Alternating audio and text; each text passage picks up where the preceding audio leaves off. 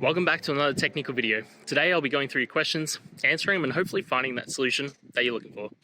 Guys, remember to stay just a little bit crazy just like me and hopefully get to that resolution you need. Now, let's get started.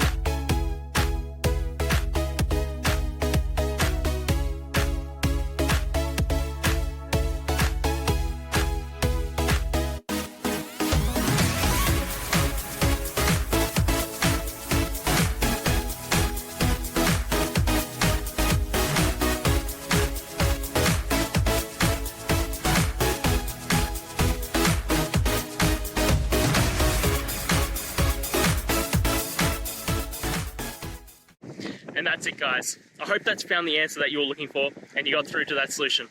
If you did, please hit the subscribe button. I'd really appreciate it. And until the next time you have a technical issue, I'll see ya. Have a good one.